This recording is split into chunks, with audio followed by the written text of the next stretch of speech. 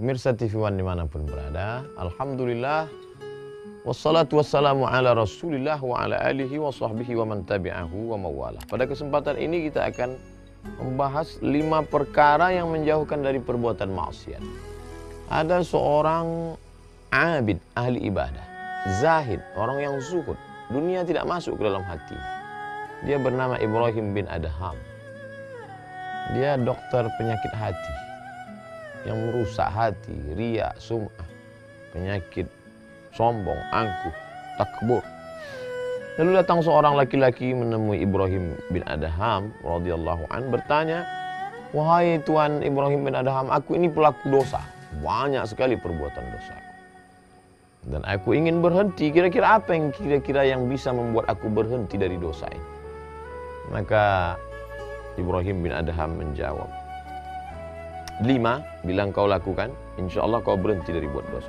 Apa itu? Yang pertama, kalau ada niat dalam hatimu ingin melakukan perbuatan maksiat, jangan makan rezeki yang diberikan Allah. Ini yang pertama. Setiap ada niat dalam hatimu ingin buat dosa, jangan makan rezeki yang diberikan Allah. Insya Allah mau berhenti. Lama dia berpikir, paling lama tahan tidak makan tidak minum 2 hari. Setiap mau buat dosa, jangan makan rezeki yang diberikan Allah. Wah, jurus ampuh luar biasa dari seorang tabibul qalbi, obat penyembuh penyakit hati bernama Tuan Ibrahim bin Adham. Lalu apa lagi berikutnya? Jika engkau akan melakukan perbuatan dosa, jangan tinggal di negeri yang negeri itu milik Allah SWT. Ada niat dalam hatimu ingin buat dosa, ya tinggallah sejauh mata memandang, carilah permukaan bumi Allah, tapi yang bukan milik Allah. Tidak ada. Lillahi ma fis samawati wa ma fil ardh. Segala yang di bumi, segala yang di langit milik Allah Subhanahu wa taala. Loh, tidak bisa. Nampaknya tak ada peluang untuk buat dosa. Lanjutkan yang ketiga. Jika ingin melakukan perbuatan dosa, cari tempat yang kira-kira di tempat itu engkau tidak dilihat oleh Allah Subhanahu wa taala. Wah, ini lebih berat lagi. Wa huwa ma'akum aina ma kuntum. Dimanapun kamu berada, pandangan Allah, muraqabatullah, Allah senantiasa. Jadi kalau terlintas di hatimu ingin buat dosa, carilah di atas bukit, di tepi gunung, di tengah danau, di atas batu yang hitam, di tengah malam yang kelam. Kau tetap akan dalam pandangan Allah. La tudrikul absar wa huwa yudrikul absar. Dia tidak dapat ditangkap oleh mata, tapi dia dapat menangkap, melihat semua yang ada, punya mata di atas muka bumi Allah Subhanahu wa taala.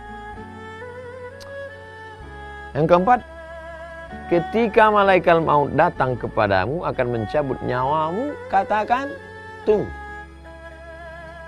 Ada niat dalam hatimu ingin buat dosa? Ya, silakan buat dosa.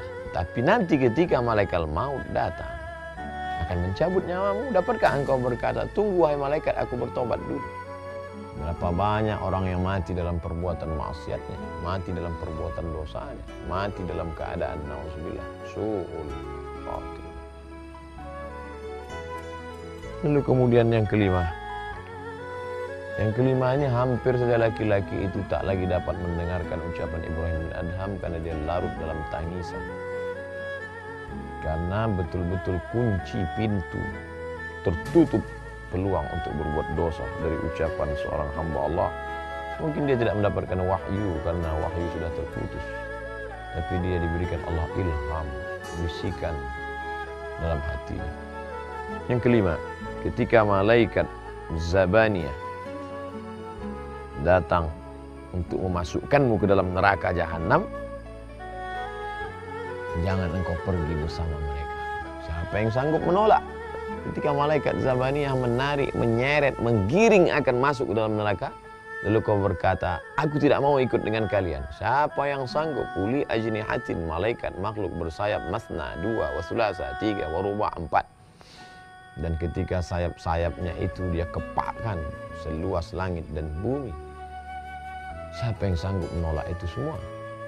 Oleh sebab itu dia pun tersungkur dalam keadaan meneteskan air mata, takut kepada Allah SWT. Tak ada peluang untuk berbuat dosa. Renungan yang amat sangat mendalam dari dialog seorang hamba Allah yang abid, ahli ibadah, yang zahid, yang suci, hatinya bersih, sehingga Allah ilhamkan ke dalam hati itu jawaban-jawaban pamungkas, sehingga tak ada peluang sama sekali. Apa pelajaran yang dapat kita ambil?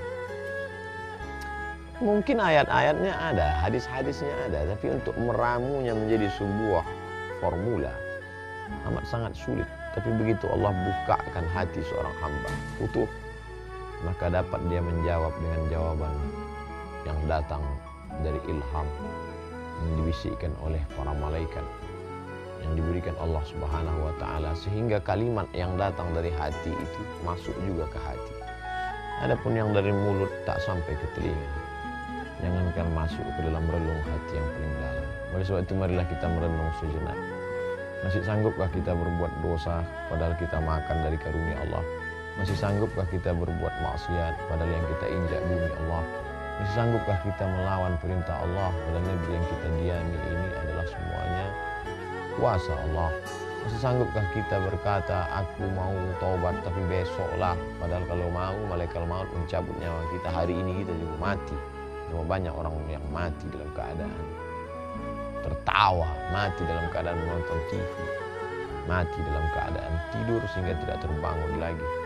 Masih sanggupkah kita berkata, aku berbuat dosa tapi nantilah, padahal saat itu malaikat sudah lama mengintai kita. Oleh sebab itu merenung sejenak dari kisah orang-orang soleh. Fa'tabiru ya ulil absar, ambil pelajaran wahai orang-orang yang punya hati dan pikiran. Mudah-mudahan bermanfaat. Terima kasih. Assalamualaikum warahmatullahi wabarakatuh.